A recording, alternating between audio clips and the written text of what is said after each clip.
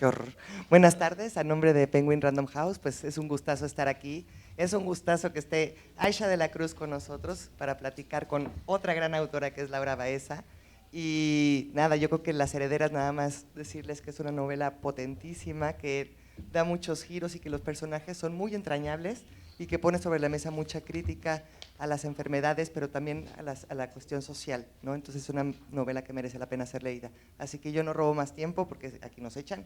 Y muchas gracias, Laura y Aisha, por estar aquí. Y Laura, te cedo la palabra.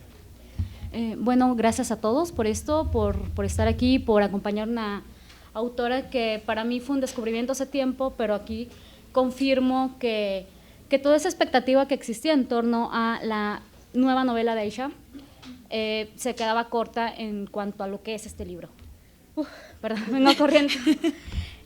Y quiero puntualizar dos cosas. La primera, que le demostremos a esta enorme autora por qué Guadalajara es el lugar ideal para despertar la curiosidad, la imaginación y la pasión por la lectura. Y la segunda, que podamos aprovechar su presencia, porque creo que hay muchísimas cosas de las que deberíamos hablar y mantener un diálogo todo el tiempo. Bueno, ahora sí, entrando en materia, esta es la novela, ya la conocen, la autora, y bueno, tengo un párrafo como de un resumen de la historia para que se enganchen a la primera y después estoy segura de que se van a salir súper enganchados como estos personajes. Dice, trata de 4 primas que son 2 pares de hermanas, Nora y Olivia, por un lado, y Liz y Erika. Pasan unos días en la casa de su abuela, quien se ha suicidado abriéndose las venas en la bañera. Esto no es spoiler porque sucede al principio, entonces puedo continuar. Pero antes les dejó como herencia una casa. Lo que pareciera un descanso de la rutina en esta casa vieja en medio del campo, en un pueblo como cualquier otro, se convierte en un viaje a la memoria, los miedos, al terror de la locura y la revelación poco a poco de quiénes son y qué han hecho. Las Herederas es una novela de redescubrimientos. Para mí, como lectora lo fue. Como hija y hermana, me vi en cada capítulo. Me percibí como esa persona con incertidumbres, con voces alrededor y una pulsión por lo que desconozco de mí y de los otros. Y quizás sea mejor que quede en incógnita. Y bueno, eso es para comenzar, para engancharlos a la primera.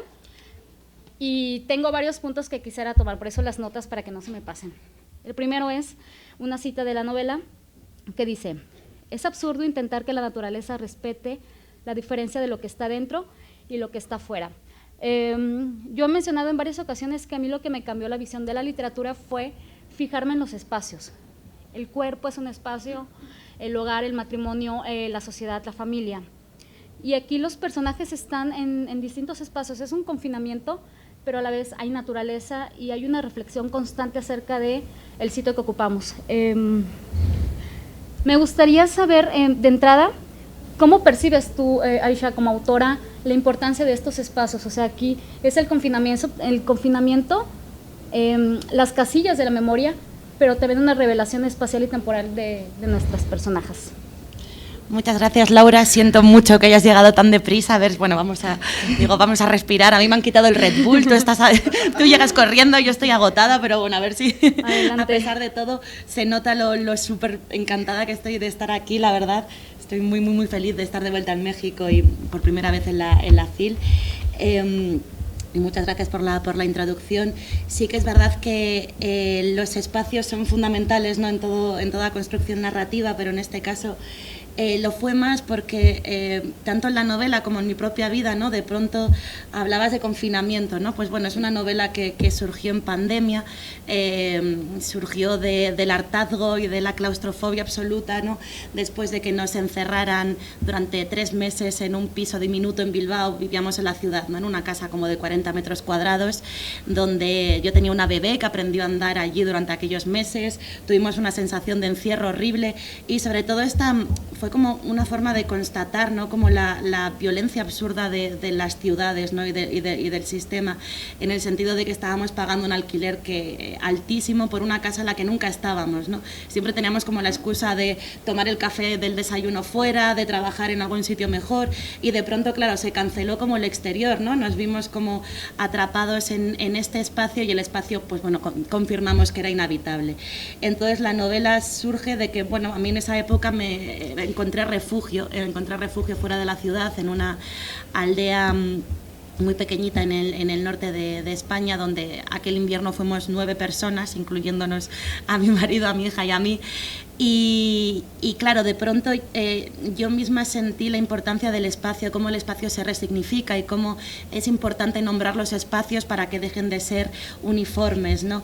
Lo primero que recuerdo, yo llegué al pueblo, y estoy hablando, digo pueblo, pero eso es una aldea, o sea, no hay servicios, no hay una tienda, no hay un bar, no hay nada, ¿no? Únicamente hay lo que cuando yo llegué sentí que era maleza, ¿no? Cuando no somos capaces de nombrar el paisaje, todo parece uniforme, gris, del mismo color, y por tanto es únicamente maleza.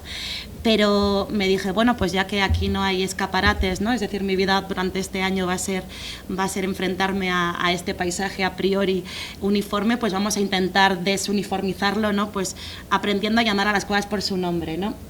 Y para mí fue muy importante bajarme una aplicación de móvil que os recomiendo a todos tener, ¿no? De estas que haces una foto a una planta de la cuneta y te devuelve el nombre, ¿no? Te la identifica. Y me pasé las primeras semanas clasificando todo lo que crecía, ¿no? Todo lo que crecía a mi alrededor.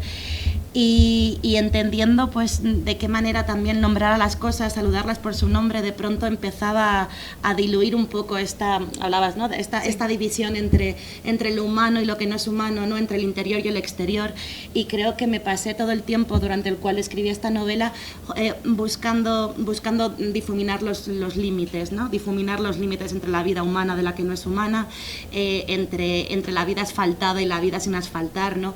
Y bueno, pues yo creo que sí, que se nota eso, ¿no? Que hay una especie como de indagación también en la novela por repensar los límites eso entre lo urbano y lo rural, sí, pero también los que van más allá de eso, ¿no? Los que se cuelan en la casa. Bueno, todo lo que dices yo digo sí, porque la novela tiene muchísimas capas. Yo desde que la empecé a leer no la podía soltar, necesitaba también constantemente ir repensando cada uno de estos temas. Hubo uno, es que son varios, pero hubo uno que me llamó muchísimo la atención ahorita que mencionaste lo de la aplicación.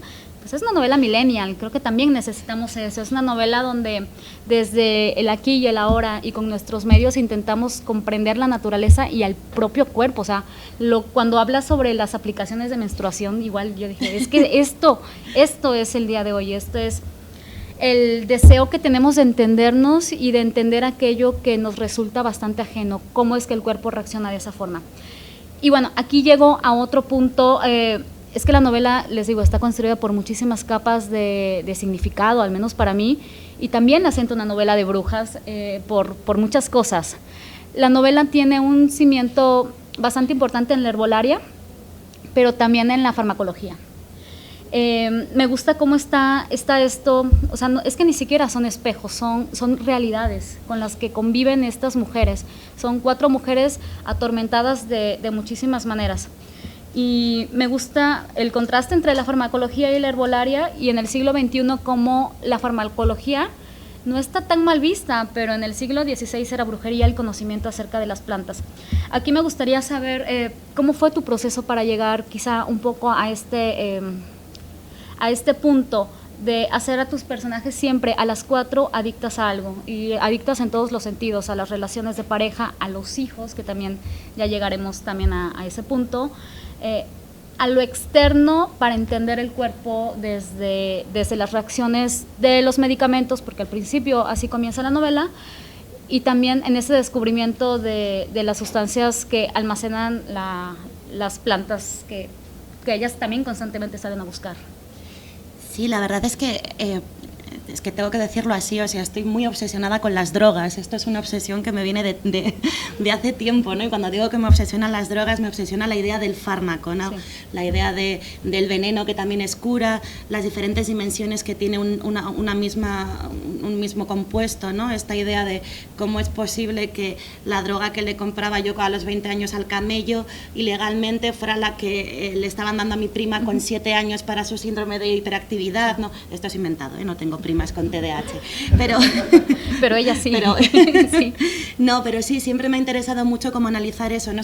Las etnografías, ¿no? Que existen detrás del uso de las drogas, y de hecho leyendo la historia general de las drogas de Escotado, descubrí una droga que es fundamental en esta novela y con la que luego yo, cuando vivía en la aldea, me encontré un día de forma casual y tuve una especie como de revelación casi mística, ¿no? Porque creo que hay ciertas plantas que destilan un poder tan grande que tú las ves en la maleza, como decía antes, y tienen un subrayado propio, ¿no? Y a mí me pasó con el estramonio, que iba paseando por el cerro y de pronto lo vi de lejos y, es decir, tiene las plantas venenosas, no tienen una capacidad como de decirte desde lejos, soy venenosa, ten cuidado conmigo. ¿No? Sí, totalmente, ¿no? Que casi, sí. Y bueno, y lo que decía que mi fascinación con el estramonio viene de lo que cuenta Antonio Escotado en su Historia General de las Drogas, que tiene una teoría sobre cuál es el origen de la iconografía básica de la bruja, ¿no? Me refiero a la bruja que está sentada encima de una escoba y tal, y que vuela, ¿no? Y él comenta que las brujas medievales en Europa solían utilizar ungüentos hechos principalmente a base de estramonio, que tiene escopolamina, y lo que hacían era aplicárselo vía vaginal con el palo de la escoba, ¿no? De manera que la figura de la bruja volando, en el fondo eran mujeres que ponían el palo en el quicio de las ventanas y se acoplaban, y entonces, claro, llegaba el inquisidor o el marido de turno y pues bueno, las veía alucinando, ¿no? Encima de una escoba y parecía que estaban volando. Yo cuando escuché esta historia pues me pareció fascinante, ¿no? De pronto un Halloween cualquiera, ¿no? Ver a todas las chavalitas vestidas de brujas y reconceptualizarlo así me pareció una cosa muy divertida, y entonces seguí investigando un poco qué planta era esta, ¿no? De dónde venía, y llegué como al reverso siniestro de esta planta, ¿no? El estramonio es una datura, la datura es la familia y comparte familia, por tanto, con la burundanga. Y yo sé que esto aquí en México no es así, igual os sorprende, pero en España, ¿no? Cuando tu abuela te dice no dejes tu copa sola en una discoteca porque te van a echar burundanga, ¿no? Esto es muy curioso también porque si luego se ven las estadísticas y los análisis toxicológicos de los casos de violación por sumisión química, nunca es burundanga, obviamente, y muy pocas veces, de hecho, son drogas ilegales, suelen ser benzodiazepinas combinadas con alcohol, ¿no? Pero es muy curioso también cómo en el imaginario popular se ha exotizado, ¿no? Es decir, es más fácil culpar a lo que viene de fuera, este término que suena como exótico, que culpar a Bayer, ¿no? Que culpar a las principales farmacéuticas. En fin, ya cierro con esto, pero me fascinaba, ¿no? Cómo a través de un único elemento, a través de una única planta, ¿no? Se podía casi rastrear lo que había pasado con el conocimiento y la autonomía femenina a través de la irrupción del capitalismo, ¿no? De qué manera una misma droga que nuestras ancestras, ¿no? Utilizaban pues de forma recreativa, casi contracultural, de pronto se había convertido supuestamente en la droga con la que nos anulan, ¿no? y nos violan en las discotecas. Y bueno, esto está en la novela, ¿no? Pero digo, cuento esta anécdota para ilustrar que es que estas cosas siempre me han fascinado, ¿no? Y esto sí que es algo que me precedía, ¿no? Y que precedía mi llegada al pueblo, pero de pronto cuando me encontré viviendo en un sitio donde brotaba espontáneamente pues esta planta de las brujas, pues también creo que fue como una especie de motor adicional. Que está ahí, por eso les decía que sí es una novela de brujas en el sentido de todo lo que el sistema satanizó de la brujería, o sea, es una alquimia por todas partes, es la transformación de la naturaleza a través del conocimiento, que si un hombre era alquimista, es alquimista, está haciendo algo fantástico, está poniendo los elementos a su disposición, pero si una mujer hacía también esta alquimia con las plantas, era tachada, sabemos perfectamente todo lo de la persecución por el conocimiento.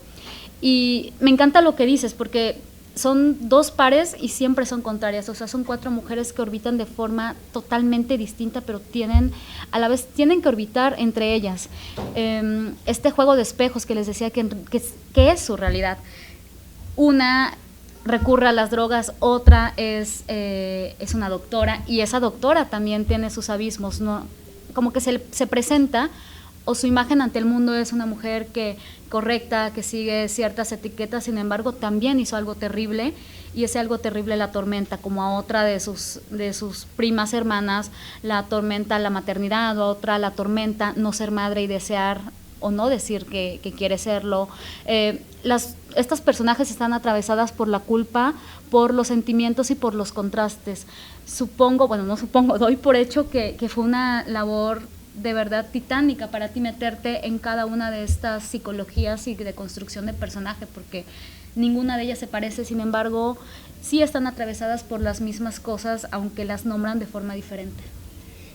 Sí, ha sido curioso, ¿no? Jugar con 4 personajes que de partida tenían que estar como tan bien diferenciados, ¿no? Tampoco quería caer como en hacer arquetipos súper, bueno, que cayeran como en lo estereotipado, pero sí que era importante que fueran contradictorias entre sí, porque también la novela es una novela que aborda el tema familiar, ¿no? Y una cosa que yo quería explorar es esta idea de cómo se construye el amor o la amistad dentro de la familia, ¿no? Que no es algo automático. Muchas veces creo que se da por hecho que en el seno familiar el amor se da por sentado y entonces no hay que trabajar ciertos vínculos, ¿no? Y con la amistad sucede lo contrario. Es algo que en efecto asumimos que tenemos que trabajar, ¿no?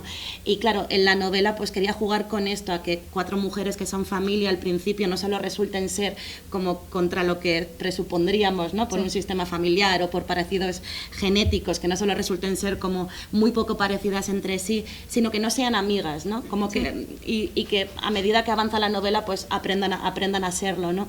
Y la novela además se mueve hacia... También tenía como muy claro, ¿no? Cuando empecé a escribir que quería huir como de este ciclo de insistencia en lo distópico, ¿no? Cuando estaba escribiendo la novela me marcó mucho un texto de Laila Martínez que se llama Utopía no es una isla, ¿no? Donde reflexiona sobre esto, de qué manera en los últimos años ha habido como un énfasis en la distopía, ¿no? Y este ejercicio de imaginar que el futuro siempre es apocalíptico, ¿no? O sea, siempre imaginar que en el futuro hemos perdido la partida, pues esto resulta muy despolitizante y al final es también bastante reaccionario y no cuestiona para nada el capitalismo. Y ella hablaba como de la necesidad, casi de la obligación como política de construir utopías, ¿no? Entonces, bueno, como decía, tenía muy claro que avanzaba hacia algo utópico, que quería que estas 4 mujeres durante su tiempo en esta casa buscaran formas de construir algo distinto, ¿no? Algo que las alejara de todo aquello que al principio las agobia, las aqueja, las está haciendo sufrir. Y quería que parte de lo utópico también tuviera que ver con reivindicar la amistad, ¿no? Sí. Como que quizás estas unidades colectivas de apoyo mutuo por las que yo apuesto igual están más fundamentadas en la forma en la que hemos aprendido a ser amigas de nuestras amigas, ¿no? Que a ser hermanas o a ser primas. Sí, sí a todo. Es que de verdad son muchas cosas, los capítulos son súper intensos y requieren eso, requieren una reflexión, pero es esta reflexión que viene a partir de decir no podemos confiar en las hegemonías, porque las hegemonías evidentemente nos marcan una pauta que no podemos seguir. No todo el mundo ama a su familia, no todo el mundo ama a sus hermanas, ni a sus abuelas, ni las madres aman a sus hijos. Y aquí el tema de la maternidad, me encanta cómo está retratado, porque, bueno, yo no soy madre, no tengo ni idea de qué se puede sentir, pero claro que soy hija y entiendo que estas diferencias entre las maternidades utópicas y las maternidades reales son abismales. ¿Cómo se puede desconocer un hijo? ¿Cómo se puede decir que ese hijo no sea o sí lo que tienen enfrente? Creo que para ti fue un proceso extremadamente difícil también por lo que nos contabas de que estabas siendo madre en el confinamiento. Bueno, tu bebé estaba muy, muy pequeña. Y hablar de estos temas y qué decir, a mí me gustan las historias que nos mueven un poco y que nos mueven de todo ese ideal que sabemos que no existe. Claro, sí, en la novela está el personaje de Liz, ¿no? Que es una mujer a la que le han diagnosticado un brote psicótico los psiquiatras porque, bueno, en su posparto, digamos que ha experimentado algo que no puede ser, ¿no? Como que no encaja en el marco de lo objetivo, de lo posible. Y su crisis, digamos, lo que le sucede, vamos, es que un día está jugando con su hijo y su hijo se esconde detrás de unas cortinas y sale, y se esconde y sale, ¿no? Y ella está atrapada en este bucle repetitivo y aburrido de la maternidad, ¿no? Para mí, es decir, de lo más difícil de ser madre ha sido esta época, como antes de que ya adquieren el lenguaje y, bueno, ya se puede como ahondar un poquito más, la repetición, el aburrimiento, la insistencia, ¿no? Entonces, en este bucle de repetición, de tienes que jugar a lo mismo que dura 5 segundos, 1, 10, 20, 30 veces, de pronto el niño sale de detrás de las cortinas y tiene un rostro distinto, ¿no? Entonces la madre, pues bueno, se enfrenta a esta experiencia, obviamente tiene una reacción emocional horrible, ¿no? Por lo que le ha sucedido y acaba psiquiatrizada. Y a partir de ahí, pues claro, la novela se explora algo que a mí siempre me preocupa, ¿no? Es decir, ¿existe la depresión posparto o por qué nos deprimimos las mujeres después de parir, ¿no? Yo cuando me quedé embarazada era, no sé, estas cosas de que tenga 10 dedos cuando nazca, que tenga todos los órganos y que yo no me deprima, ¿no? Porque tendía a pensar que la depresión posparto era una de estas cosas fisiológicas, hormonales, que nos pasa a las mujeres, pues como nos pasa a todo, ¿no? Como algo como que tenía una explicación fisiológica.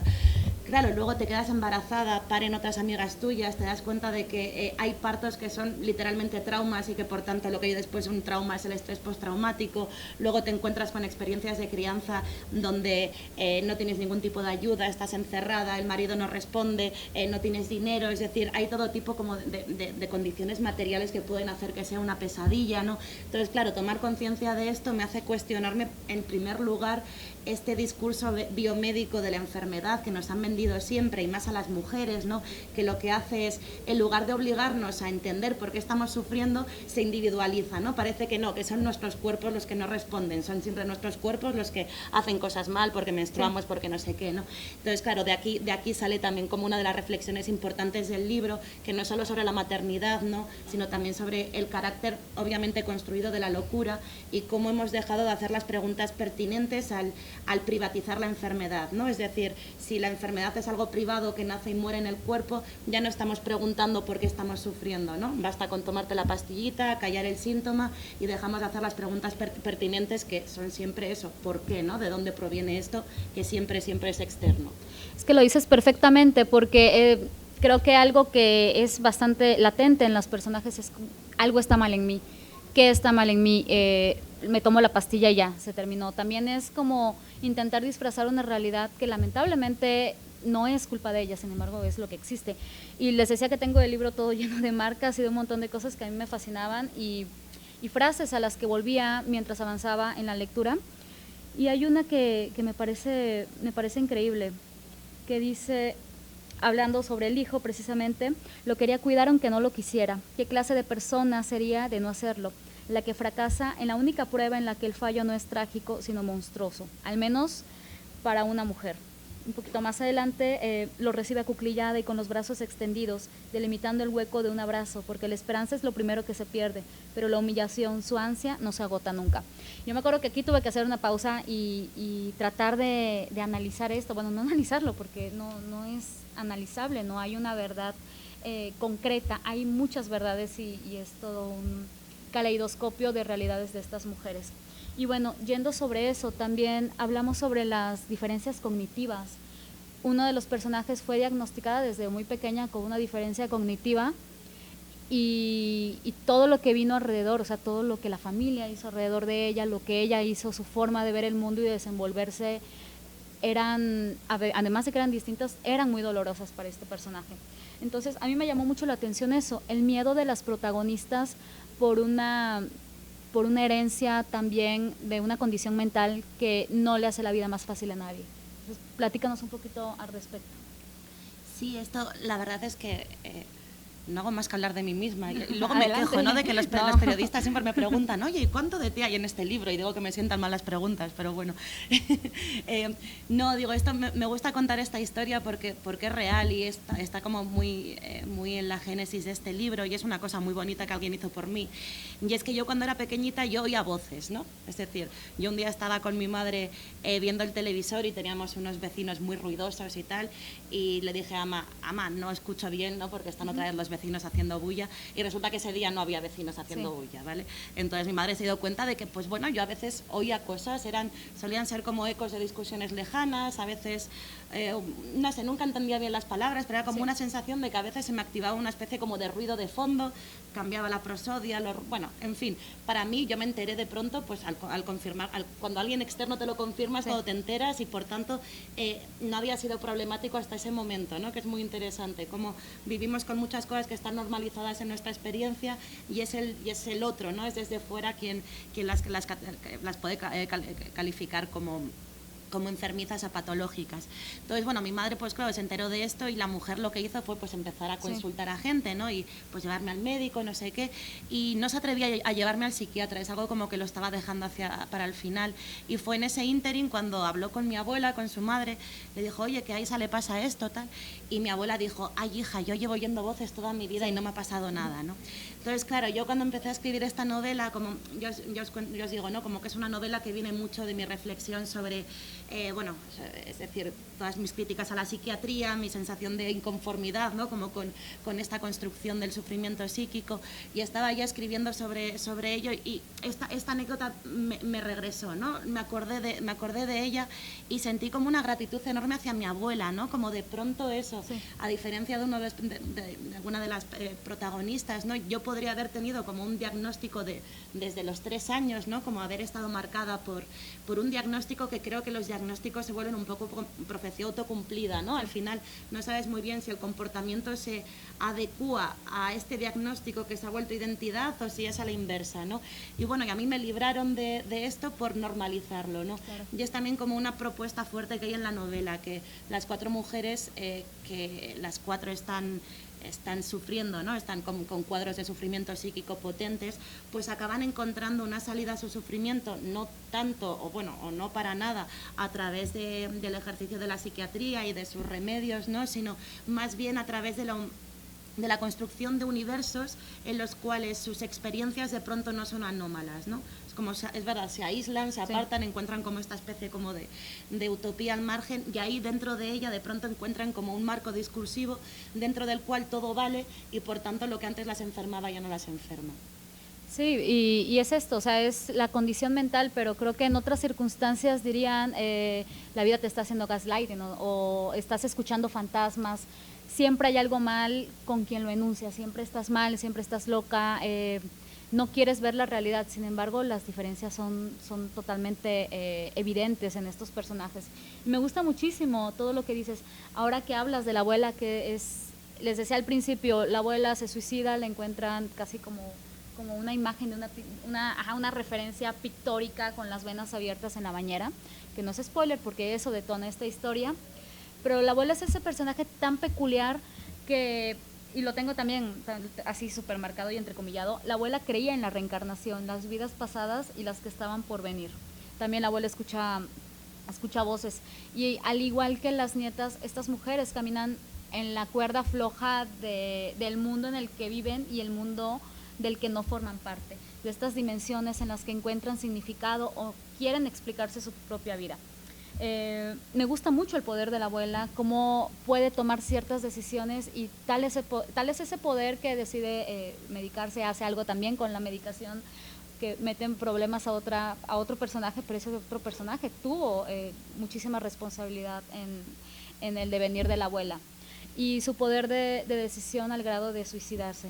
Entonces, también me gusta como un personaje que podría ser una matriarca, que es vista de forma diferente en el pueblo, a mí me representaba mucho la imagen poderosísima del saber ancestral de una bruja, pero una bruja no arquetípica. Entonces también me encantaría que pudiéramos hablar de la construcción de ese personaje, y por qué, tú lo mencionas en la novela, por qué nos saltamos una generación donde también la generación intermedia, la de los padres, ahí hay muchísima pérdida y muchísimo dolor. Sí, lo de centrarme en la abuela en lugar de las madres es peculiar, y hay muchas cosas como que no son planificadas, no vamos, sí. que muchas cosas surgen y obviamente están ahí, tendrán que ver con el inconsciente, ¿no? Como, de hecho, incluso también me preguntan mucho, ¿y por qué solo mujeres? Digo, pues es que ya no son como decisiones meditadas, ¿no? Pues obviamente tu mirada está enfocada en un sitio determinado y surgen, ¿no? En mi caso creo que sí que se salta una generación, porque cuando hablamos de legados, para mí de los legados importantes, ¿no? De los que tienen que ver con, por ejemplo, todos los derechos sociales que ha adquirido mi generación en España, ¿no? Me estoy hablando de mujeres en relación a nuestras abuelas, que fueron las que vivieron todavía la guerra civil y el franquismo, ¿no? Creo que la sensación como de legado, de herencia, incluso de lo que les debemos a ellas, está como más subrayada, ¿no? Cuando nos saltamos esa generación intermedia, y creo que por eso salió así, ¿no? Y sí, y la abuela es un poco una bruja, pero también quería salirme, también tiene lados oscuros, es decir, hay un componente como de clase, ella no es del pueblo del todo, es una mujer que se ha retirado al pueblo, digamos, ¿no? Y trata a los lugareños un poco como con condescendencia, los mira por encima del hombro y por tanto ellos también a ella. Entonces creo que igual también lo de en este caso es una bruja buena y mala, ¿no? Es decir, es bruja buena en el sentido de los conocimientos ancestrales que maneja, pero también es bruja mala porque su casa se ha vuelto una especie como de fortaleza infranqueable para el exterior.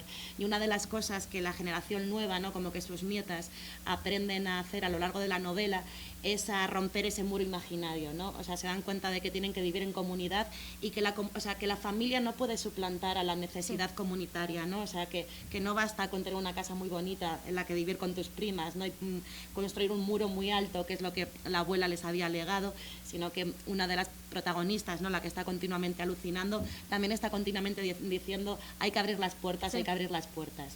Hay que hacer algo en conjunto, ¿no? Que tienen este plan también de hacer algo con la casa. No, vamos a vender la casa. No, mejor hagamos algo que nos aporte. También nosotras necesitamos una herencia. Nosotras quizá no prosperemos, tenemos esto.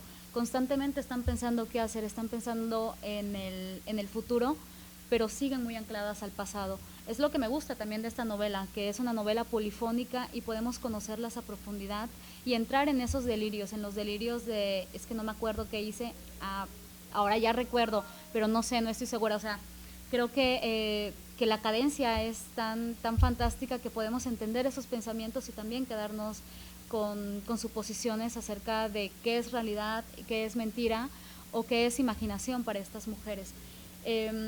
Las hermanas, Erika y Liz, que son las que tienen a Peter, que luego pasan cosas también con Peter, que les decía, la distorsión de la realidad. Me gusta cómo planteas el acompañamiento sin dulcificarlo, el acompañamiento cuando se comienza a ejercer la maternidad o cuando se ejerce por primera vez. Eso y lo complejo que es desear o no desear tener un hijo, que es el caso de una de nuestros personajes. También tú, ¿cómo lidiaste o cómo fueron las decisiones que tomaste para atribuir o no ese deseo o esa imposibilidad de ser madre en el caso de una de los personajes? Sí, yo tuve como una idea feliz al principio de la narración y fue, yo quiero que haya en la casa una que se ha quedado embarazada por la Santísima Trinidad, ¿no? Quiero que haya un embarazo inmaculado en la casa y no sabía por qué. Que es la parte de las aplicaciones, sí. Eso es fantástico.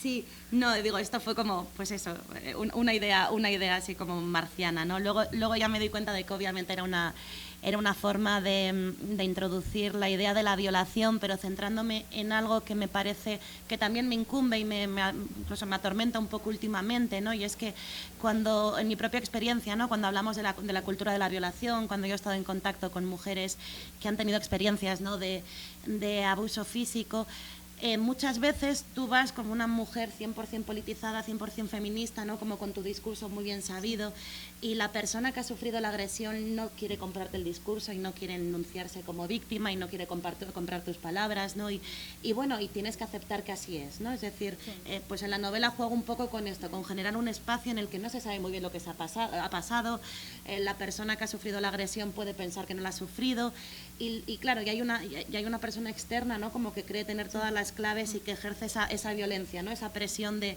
intentar imponerle a la víctima, pues eso, que es víctima. Y esto, claro, creo que es un eco de algo que está pasando en España que para mí es como muy doloroso, ¿no? Como que en el seno del feminismo y sobre todo como entre la generación de las mujeres que han sido como nuestras maestras del feminismo, pues se ha abierto una extensión muy grande, ¿no? En la que se están pues colando discursos que a mí me parecen fascistas, ¿no? Y me estoy refiriendo pues bueno, pues a toda la mirada transexcluyente dentro del feminismo, y es que estoy muy obsesionada por intentar entender eso con imágenes, ¿no? Y siempre me parece que es algo así, que son personas que tienen como súper claro su ideario, o sea, es como la teoría la tengo tan clara que de pronto si viene un cuerpo que no encaja en mi teoría, o sea, prefiero anular ese cuerpo que cambiar mi teoría, ¿no? Es como eso, como pues le pongo el zapato a Cenicienta, ¿no? Le queda pequeña, pues le amputo un trozo de pie, ¿no? Entonces, bueno, pues era también como una forma de llevar, aunque sea como de forma lateral, esta problemática, ¿no? Que veo dentro de algunos movimientos de activismo, cuando la inflexibilidad del discurso acaba pues yendo en contra de la gente que está sufriendo. A mí me encanta que es una novela que no habla del pasado. Sí, hay mucho pasado aquí, el pasado de sus personajes, pero es una novela que nos habla del día de hoy y que nos habla también de un futuro que puede ser extremadamente aterrador. Lo que decías también, mientras yo la leía, me resonaba mucho, porque estas mujeres constantemente tienen esos diálogos y son inflexibles entre ellas. O sea, la maternidad está ahí, el uso de la casa, todos sus pequeños, grandes problemas y son las situaciones a las que tienen que enfrentarse. Cada una tiene una postura tan diferente y no quisiera decir radical, pero una postura tan personal que no pueden ceder, o cuando ceden sienten que están perdiendo algo. Eso me gusta, que también sucede con nosotras y sucede en la vida real, que a veces nos costó tanto llegar a algo que consideramos que es lo ideal o que es el pensamiento ideal, que no queremos desprendernos de ese pensamiento. Y bueno, también siguiendo un poco ahora por el lado de la abuela y de estas genealogías, me gustó una parte donde dices, ¿cómo puede ser peor lo voluntario que lo accidental? Honrar la memoria de los muertos implica respetar sus decisiones, pero a su alrededor nadie parece respetar demasiado lo que quiso la abuela. Y lo relaciono mucho con la decisión sobre el cuerpo y la decisión también de la abuela de heredar a las nietas y no a los padres. Y ahora, al principio de la presentación, cuando decías que fue una novela escrita durante el confinamiento, pues bueno, creo que es eso que sucedió durante un periodo bastante difícil para nosotros, que no podíamos decidir sobre nuestros cuerpos, sobre los cuerpos de las personas que fallecieron. O sea, es bastante fuerte esto, como la abuela sí hace uso de su decisión y del poder que todavía puede controlar. En cambio, los padres de estas mujeres también van navegando por otro lado. Claro, es que lo del suicidio es un tema, ¿no? Sí. No, quiero decir que se puede, claro, que se puede analizar y se puede interpretar como de tantas maneras, ¿no? Se puede analizar así como, bueno, pues como una decisión existencialista y por supuesto, y en una época en la que la gente estaba muriendo, ¿no? O sea, como si... Es decir, la gente muere sin haberlo decidido, sí. De pronto puede parecer como una salida casi emancipatoria, ¿no? El derecho abstracto del suicidio. Y claro, yo pensé mucho en esto, ¿no? Pensé en las diferentes tradiciones mediante las cuales a mí me había llegado lo que es el suicidio y cómo se interpreta, ¿no? Y a priori, claro, yo sí que cuando alguien se suicida, pues bueno, te ves como dividida en muchas ramas distintas, ¿no? Es decir, a mí me ha pasado y al mismo tiempo sostenía un criterio y el contrario y el opuesto, ¿no? Y claro, una parte de ti quiere pensar que en efecto que es un acto de libertad, es un acto volitivo y que bueno, que mejor morir porque tú lo has decidido, sí, que morir de forma accidental porque llega una pandemia y te pilla mala, ¿no? O sea, ahí está. Pero claro, también yo misma le daba la vuelta a eso. Estamos, por tanto, idealizando el suicidio y nos estamos dando cuenta de que hay causas externas, que alguien no llega a unos niveles de desesperanza tan grandes si no es por un sufrimiento psíquico prolongado, insoportable previo, ¿no? Pero claro, y en la novela se exploran como las diferentes posibilidades de dar respuesta a esta pregunta y yo honestamente no estoy como satisfecha con ninguna, ¿no? Sí. Creo que hay que politizar el suicidio, creo que hay que hacer las preguntas pertinentes y que hay que invertir en políticas de prevención pública y lo que sea, pero también creo que sí, que hay que respetar un poco la voluntad de los muertos, ¿no? Y que pues bueno, que a veces quizás también pueda ser un acto que tomemos prácticamente en libertad y que está bien que exista esa opción, ¿no? Que también es humana. Y lo dice uno de tus personajes también, cuando dice que bueno, ya preferiría morirse en el Tíbet y que su cuerpo quede ahí expuesto ante la naturaleza, y me parece una declaración de principios totalmente válida si es lo que quiere, y eso me fascina, cómo cada una de estas mujeres piensa de una forma distinta, sin embargo les cuesta trabajo ceder un poco, moverse de ese bastión al que han llegado también por condiciones de vida y por condiciones políticas, sociales, de trabajo, de percepción de su propia feminidad en un mundo que es hostil por todas partes. Y bueno, las genealogías siempre, el miedo de pensar que uno está loco o que si tu padre está loco, tu abuela puedes heredar esa locura, o lo que se dice que es locura, que en realidad son características diferentes entre todos nosotros. Me gusta mucho, les digo, está todo marcado, algo de lo que no se puede escapar es de la propia mente. Y yo creo que tampoco se puede escapar de la familia es un sino para bien o para mal. Sí, totalmente, y esto es algo que yo he aprendido tarde. Yo sí que solía pensar que lo mejor que se puede hacer con el clan familiar, con el sistema familiar, es emanciparse y alejarse y olvidarlo, y que por tanto, de hecho nos constituimos en tanto que adultos por el rechazo crítico a nuestros padres y tal, o sea, venía de ahí, y de pronto me parece una mirada un poco adolescente, y la tenía hace 6 meses. Pero sí que empiezo a pensar más en lo contrario, en que no es que sea un destino, no es una cosa determinista, pero por ejemplo sí que el legado está ahí, ¿no? Es decir, tenemos que, muchas veces yo creo que estamos en esta vida para cerrar caminos que no pudieron cerrar nuestros ancestros, lo que decía, ¿no? Lo importante que es para las mujeres el tema de avance en derechos civiles, pues igual yo estoy aquí escribiendo estos libros porque mi abuela, que era la que realmente le gustaba escribir en mi familia, pues no pudo porque nació en el 36, la pusieron a parir a los 20 años, ¿no? Es decir, sí que he empezado a pensar que es una cosa como de hacer justicia, ¿no? Y de romper a veces ciertos bucles y ciertos destinos familiares, lo de quedarse dentro del sistema. Sí, y hay una parte que me pareció bellísima, extraordinaria, este juego tan cómplice de ayudar al hermano cuando está atravesando por una situación difícil, al hermano, a la hermana, al primo. Estas mujeres también se mueven en eso, se mueven en maternar en conjunto o en tratar de aliviar un poco ese dolor externo. La parte de la tortilla es fantástica. Me gustaría que pudieras contarnos un poco esa escena, porque yo no la contaría muy bien. La de cuando le dicen a la niña y tienen la palabra secreta. Bueno, sí. Es hermoso. Sí, bueno, es curioso, sí, porque yo es que no tengo hermanas, ¿no? También, o sea, obviamente la literatura proviene muchas veces de la propia experiencia, pero creo que también proviene del deseo muchas veces, sí, ¿no? De lucubrar con lo que nos habría gustado tener y no tuvimos. Y es una novela en la que me he centrado mucho en el lucubrar precisamente eso, ¿no? Como lo complejo y lo hermoso que intuyo que tienen que ser los lazos de hermandad, que yo solo conozco a través de lo que no es familiar, sí, ¿no? Tengo lazos de hermandad con personas que no son familia. Y claro, y está ahí, ¿no? La sensación de haber sido muy pequeña y haber estado sola frente al mundo con quien es tu coetáneo, que en este caso no es la familia de arriba, sino o sea, no son los padres, sino los hermanos, sí, ¿no? Y las complicidades que se tejen, y cómo luego va pasando el tiempo y se van rompiendo, ¿no? Pero creo que el pozo de la infancia, estas regresiones que tenemos de vez en cuando en los hogares familiares a la infancia, creo que también es una forma como de reactivar esta primera semilla, ¿no? de la hermandad. Y bueno, creo que ya se nos está terminando el tiempo. Quisiéramos abrir el micrófono. Si alguien tiene alguna pregunta, comentario, lo que ustedes deseen, aprovechen que el autor está aquí y que esta novela es extraordinaria.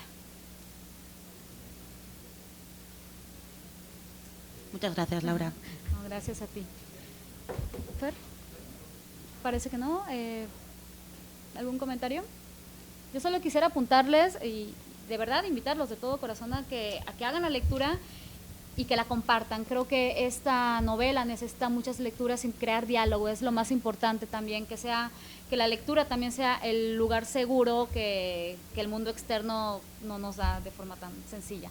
Aisha, muchísimas gracias por la oportunidad de descubrir esto, y pues un aplauso para ella. Gracias a todos.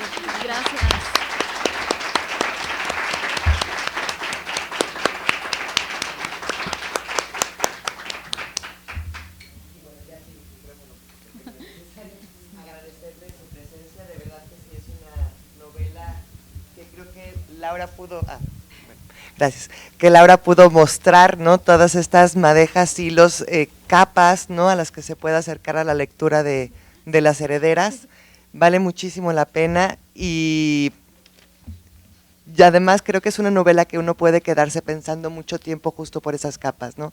Y que cada vez que la recuerden estoy segura que encontrarán otro hilo del cual alargar la historia. Así que muchas gracias, Laura, muchas gracias. Y gracias a todos ustedes. Aprovechen a la autora. Aprovechen a la autora. Muchísimas gracias, Aisha, por estos vuelos transatlánticos. Qué alegría tenerte aquí.